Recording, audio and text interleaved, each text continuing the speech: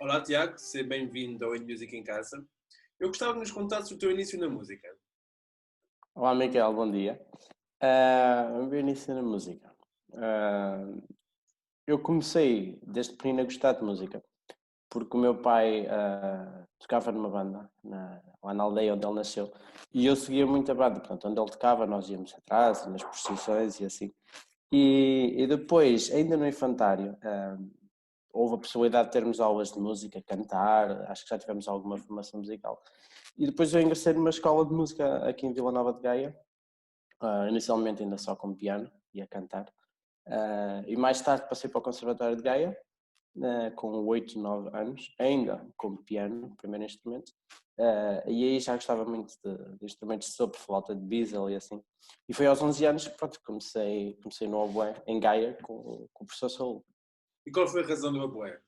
Sabes? A história não é muito interessante. Eu lembro de dizer à minha mãe que queria tocar um instrumento de sopro a sério. Uh, e fui experimentar flauta, clarinete, saxofone. E na altura foi mais o professor Saúl que me apanhou e que me convenceu de tal forma em que me disse, no final da aula experimental, depois vemos em setembro, deu-me uma palheta, mandou-me fazer os exercícios e apanhou-me logo ali. E não foi aborrecido começares logo só com a palheta, não desmotivaste? Não, não. Eu depois, quando comecei, portanto em setembro, quando comecei o oboé como instrumento principal no conservatório, ainda tive os primeiros 2 meses sem instrumento. O professor emprestava-me um, que era para ver se funcionava, se não funcionava. É um investimento grande para os pais, né? E depois, se não estou em erro, em meio de novembro, foi quando meus pais perceberam que era uma coisa que eu ia fazer, que eu ia gostar de fazer, na altura não como profissional, como é óbvio, não era essa a ideia. E, e aí já passou a ser um bocadinho mais divertido. Sim. E quando é que sentiste que ias ser músico? Houve assim algum clique? Houve um pequeno clique. Houve duas vezes, assim, eu pensava sempre em seguir alguma coisa e continuar esta paixão pela música de uma forma não profissional. Era um bocadinho a minha ideia até aos 15, 16 anos. Mas fiz um masterclass com o Wista Thomas Indermulho e gostei muito de trabalhar com ele. Isto foi em 2007 e em 2007 tive o meu primeiro grupo de música de câmara. Gostei muito de trabalhar em música de câmara. Na altura fomos aos Jovens Músicos e fomos premiados e aí o facto de sentir toda a envolvência, o que é fazer música de câmara, o que foi também durante o ano de 2007 que eu conheci outros colegas oboístas de outras escolas, porque até lá eu não tinha feito muitos masterclass e não conhecia outros rapazes e raparigas da minha idade que também tocassem oboé. Estava um bocadinho fechado ali no meu próprio mundo. E foi aos meus 17 anos que eu pensei, bem, eu vou tentar que isto seja uma coisa séria, mas sempre com um backup. Portanto, na altura fiz o secundário em Ciências na escola, Ciências Naturais, Ciências de Tecnologia, não sei como é que se chama agora, e paralelamente o conservatório, portanto, eu podia seguir música, mas tinha sempre um outro backup. E mesmo quando fui para a universidade em Zurique, estava matriculado em Portugal numa engenharia qualquer, na FEUP, no Porto, como backup também. Sentiste que precisavas sempre ter esse plano B? Ajudava-te ou... Eu acho que não é o necessitar, mas acho que ainda por cima era o primeiro músico na família, agora já somos bastantes. Uh, e, e não sabemos muito bem, ou podemos ter algum medo do que é isto, do que é que vai acontecer, quais são as perspectivas. Ainda por cima eu fui para Zurique, vou-me adaptar, não vou, como é que vai ser com a língua, como é que vai ser com a universidade. E assim há uma certa segurança de que se algo não corresse bem ou algo não fosse como eu queria, eu tinha uma matrícula feita, voltava e repetia o primeiro ano acho que era informática, uma coisa assim. E qual foi a razão de escolheres a Suíça, em Zurique? Foi porque era lá que dava aulas, o tal professor que te falei, Thomas Indermulho. Eu tinha feito um masterclass com ele, depois em 2007, nos Jovens Músicos, conheci o Samuel, que tinha sido premiado também nesse mesmo ano. Começou aí um bocado a nossa amizade, falámos aí. O professor, pelos vistos, depois do tal masterclass em Portugal, e quando voltou a dar aulas, falou-lhe de alguns alunos com quem tinha trabalhado e por visto falou o meu nome. Portanto, eu gostei de trabalhar com o professor, ele tinha apontado o meu nome e depois eu entrei em contacto com ele, fui assistir a aulas, fui com ele preparar um bocadinho as provas de admissão. Ele também dava aulas em Karlsruhe, mas eu achei Zurique um bocadinho mais interessante como cidade e fui para Zurique por causa dele. E como é que foi na Suíça, esses anos? Agora recordo com muita nostalgia, não é? Foram 6 anos, foram 5 anos em Zurique e depois um ano em Basileia. E mais tarde continuei os estudos em Basileia, mas já só ia muito esporadicamente.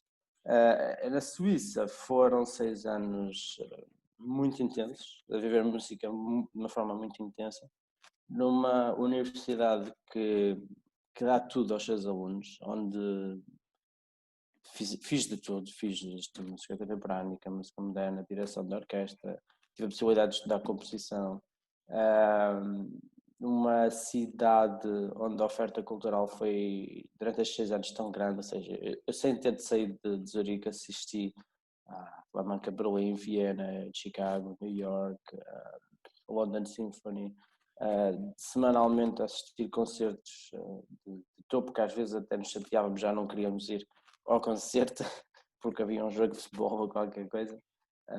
A possibilidade de assistir a concertos ao vivo de solistas que eu até então só tinha ouvido em CDs, não é? Eu 3 em 3 meses ia ouvir o Oliver num concerto de música de câmara ou alguma coisa. Foram 6 anos muito intensos, de muita aprendizagem, muita maturidade, acho eu, musical e também pessoal. Estou sozinho num país novo, não é sozinho, mas estou sozinho. Tenho amigos e colegas, mas recordo com muito, muito carinho. E foi aí que começaste, aí já sabias que o teu objetivo era ser músico de orquestra ou tendo aulas de composição, direção, não pensavas em mais nada? O bichinho para ser músico de orquestra também começou um bocadinho mais tarde. Eu lembro perfeitamente de dizer, durante o meu bachelor, eu não me focava tanto em orquestra, focava-me em música, fazia alguns projetos de orquestra, mas focava-me em todas as variantes que eu fazia na universidade, composição, direção de orquestra, como disciplinas secundárias. A minha disciplina principal era sempre a web. Mas em 2012, exato, 2012, ganhei umas provas para academista durante um ano em Lucerna. E no ano seguinte, 2013, fui a fazer a turnê da Páscoa da Gustav Mahler. E foi nesse momento, ou seja, passei um ano a tocar em orquestra em Lucerna, fiz também meio ano na Ópera de Zurique, integrado na parte universitária, como praticante, meio ano. E portanto, esta envolvência, Zurique, Lucerna, ir à Mahler, comecei a ganhar um gosto enorme por orquestra. O facto de trabalhar um ano com colegas faz compreender um bocadinho melhor o que é a rotina da orquestra. É um bocadinho diferente de quando vamos lá fazer uma semana nesta orquestra, uma semana noutra orquestra, que eu também fazia. Mas o facto de estar numa orquestra, embora como academista, claro, foi aí que ganhei um bocadinho o gosto e compreender qual é a rotina de um músico de orquestra. Às vezes nem sempre é tudo tão fantástico como às vezes vamos de reforço uma semana e fazemos, não é? Tu não achas essa rotina, por exemplo, uma rotina como na Gustavo Mahler, não é vou dizer que para um jovem é uma rotina fantástica, não é? Mas, bom, aquele todo ambiente, mas por exemplo, uma orquestra profissional, tu não achas que às vezes a rotina não te assustou? Não te assustou um bocado? Tu percebes como é que é? Por exemplo, uma orquestra que não tenha assim tantos jovens, tu notas que já não. Isso não te assusta ou não te assustou? Sim, eu acho que isso nota. Essa é aquela diferença que há nos concertos, geralmente, e agora sempre falando de uma forma geral, é um bocado a diferença que há nos concertos das grandes orquestras jovens, que eu só posso falar da Mahler, mas seguramente a União Europeia, a Verbier, a Holstein, que tem esta energia, porque são todos jovens músicos que querem mostrar algo, então há uma energia contagiante em palco, é uma coisa impressionante. Numa orquestra profissional é diferente. Há energia, há outra qualidade que às vezes nas orquestras jovens não há ainda, alguma maturidade, algum conhecimento de colegas que tocam anos e anos em conjunto. Mas sim, numa orquestra profissional, uma orquestra é uma micro-sociedade. Temos dentro da orquestra temos de tudo, do bom e do mau. E depois temos programas mais interessantes, programas menos interessantes, semanas com mestres que temos diariamente a mesma energia que se tem nestas orquestras de jovens, semanas que são super aborrecidas, mas o nosso público paga um bilhete para assistir ao concerto e, portanto, não interessa se o mestre é bom ou mau, não é? O resultado final é o mais importante. É diferente, mas acho que é uma experiência apaixonante. Sabes que eu tive prático numa orquestra e o homem, aquilo tinhas que abrir a porta tipo com uma campainha. Tocavas a campainha e o homem levantava-se, agarrava no botão e dava. Bem, eu era o único que estudava lá. Eles deviam estar em casa, mas eu no edifício era eu. O homem já não podia comigo. Porque eu estudava um bocado e tomava um café, depois voltava, saía, voltava. O homem chegou um momento que me ralhou, tipo, tu não tens vida, não sei o quê, és o único. Sim. Olha, isso Isso acontece, quer dizer, tu tens colegas na orquestra que, por exemplo, na minha orquestra em Göttingen, eu tenho colegas que no final do concerto apanho-os a estudar até à meia-noite, 1h da manhã, porque vão ter algum concurso, vão ter alguma prova para uma outra orquestra. E também tens aqueles colegas que têm o seu cacifo e no final do ensaio o instrumento vai para o cacifo e tem uma semana livre, vemo-nos para a semana. Infelizmente tens tudo, mas é uma micro-sociedade. E tu, então como é que depois começou esse mundo das audições? Portanto, eu tinha feito em 2012, 2013 em Lucerna e acabava também em 2013 o meu mestrado na Universidade de Artes em Zurique.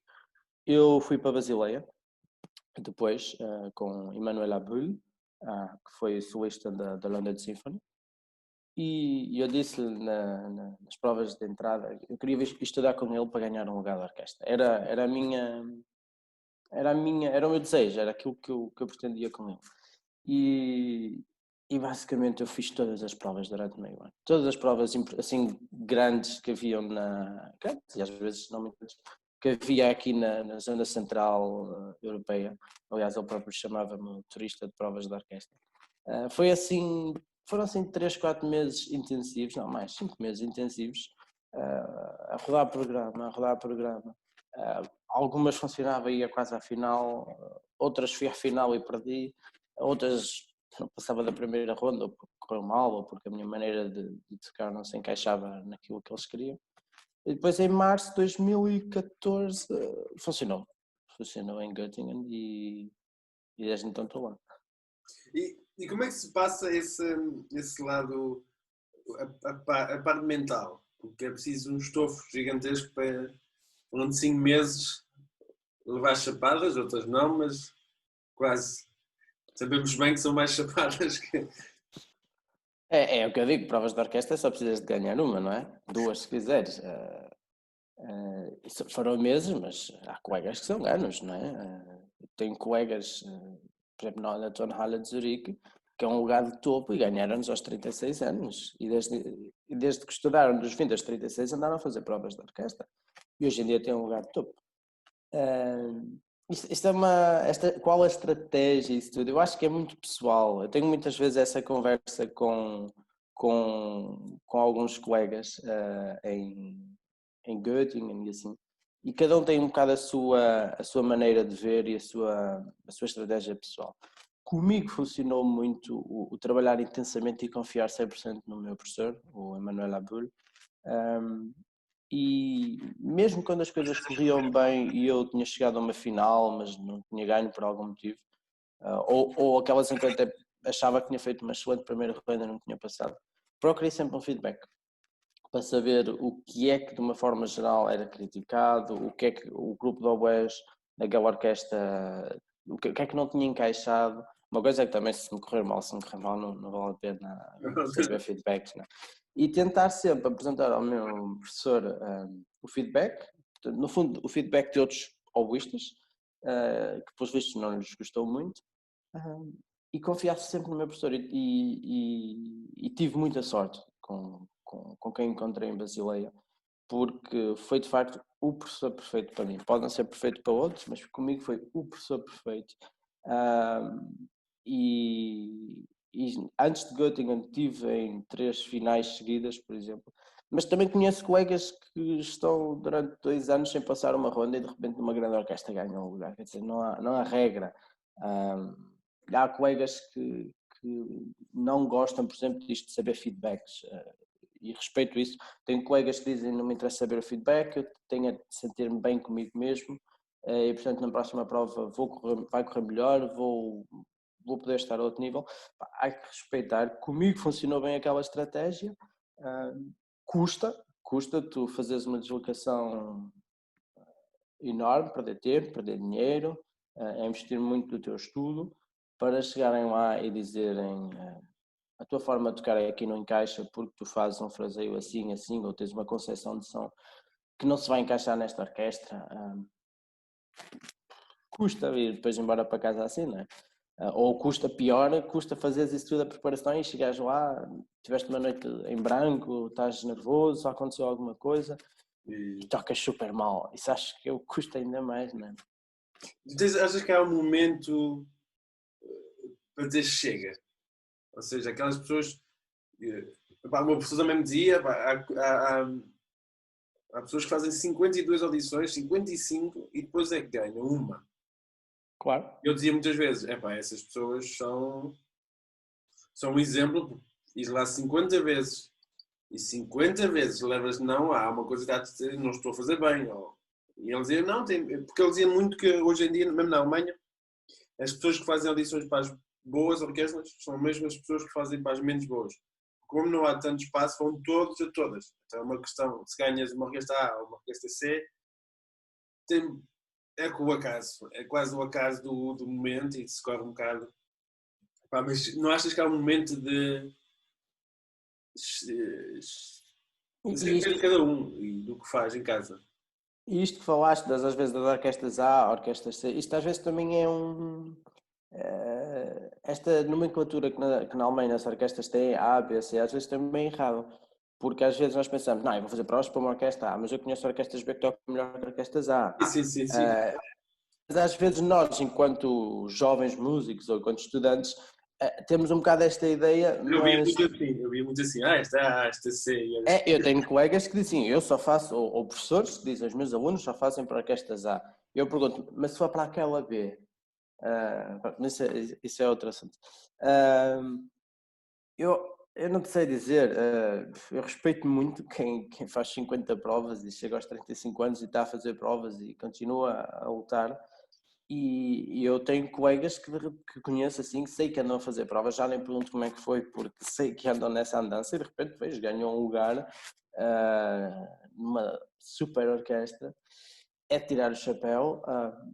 Se essa pessoa, entretanto, se esforçar e encontrar outra coisa que a faça feliz, seja a lecionar, seja a fazer uma vida em freelancer, eu conheço pessoal que faz uma vida de freelancer, dá aulas à parte, faz uma vida de freelancer e diz chega com provas de orquestra.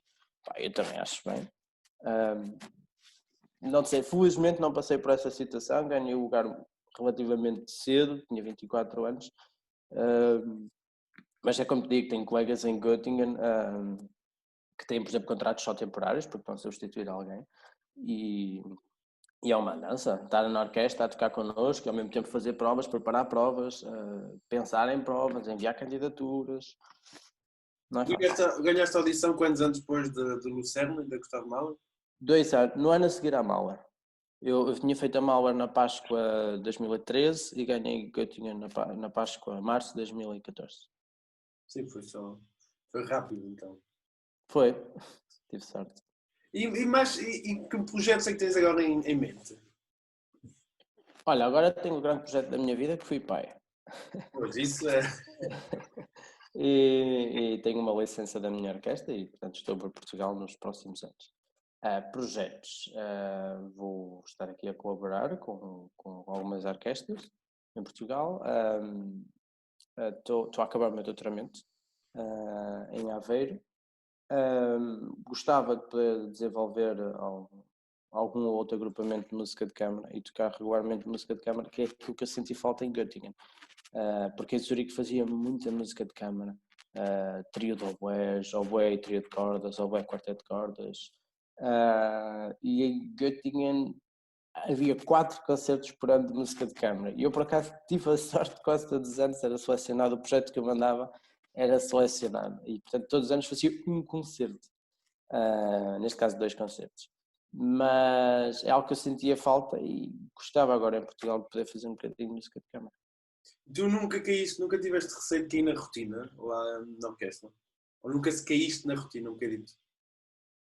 Sim, e é uma coisa que tu depois sentes. Eu sempre que havia alturas em que não tinha nenhum concerto, digamos, mais solístico, ou seja, música de câmara, ou algum recital de oboé, ou um concerto a solo, e também não tinha nenhum concurso que tinha preparado, ou nenhuma audição, tu sentes, não é que cais na rotina, mas tens mais tempo para aproveitar a vida e para teres a tua vida pessoal.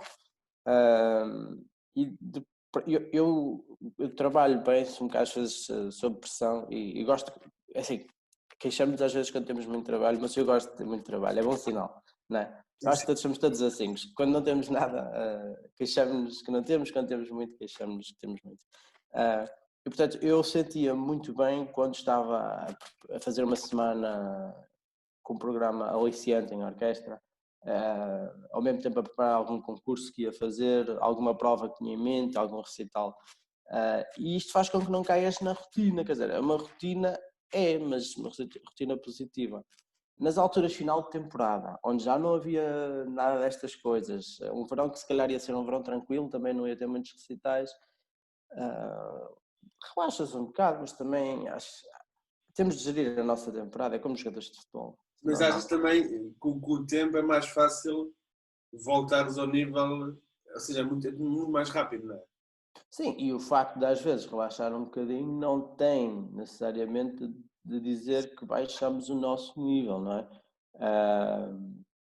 Mas sim, eu acho que quando se trabalha tantas horas por dia, que é o trabalho da orquestra, mesmo depois no final do verão, é verdade que a primeira e a segunda semana custa, no início de uma nova temporada.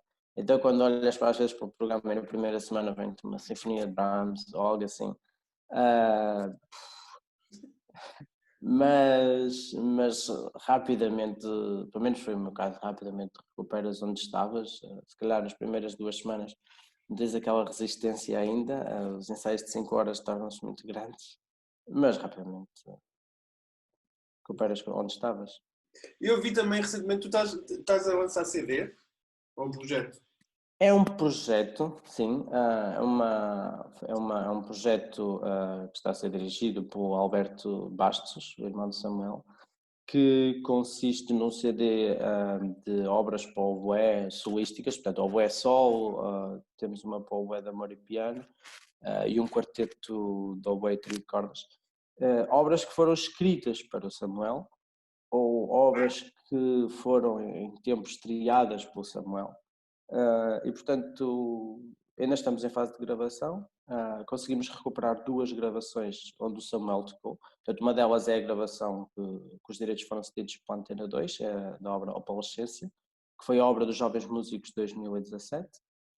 E no CD estão 3 obras minhas que eu vou tocar. O Luís Matos vai tocar uma obra para coro inglês que ele encomendou ao Luís Carvalho.